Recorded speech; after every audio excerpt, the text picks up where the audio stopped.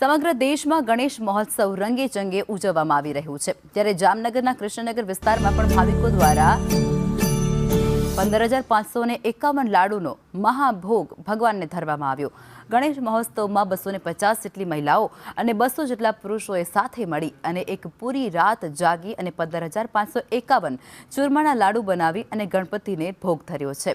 આ સાથે જ 15,551 ઉપરાંતના જે લાડુ તૈયાર થયા તે મૂંગા જીવ અબોલ પશુઓને લાડુ ખવડાવવામાં આવશે, જ્યાં જય અંબે મિત્ર મંડળ દ્વારા 15 વર્ષથી ગણપતિ મહોત્સવની ઉજવણી કરવામાં આવે છે।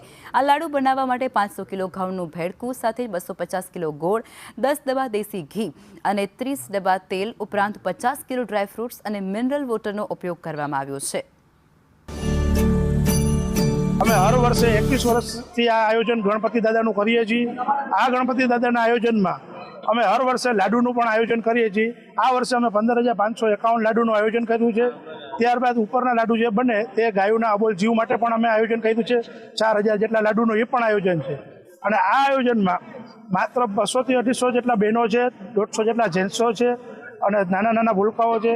આ આયોજન સર્વ હળે મળીને આ કાર્ય અમે હર વર્ષે કરીએ છીએ।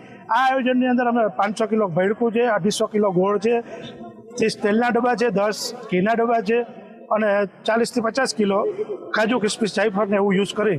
ગણેશ મહોત્સવ ચાલે છે તો અમારા જામનગરમાં કૃષ્ણનગરમાં આઝાદ ચોકમાં ઘણા વર્ષોથી આ લાડુનું આયોજન થાય છે, તો આ વખતે 15,551 લાડુનું આયોજન કરેલ છે। તો વિસ્તારની દરેક મહિલા સહભાગી થઈ, અમે પણ સહભાગી થઈને પુણ્યનું ભાથું મેળવીએ છીએ લાડવા બનાવવામાં।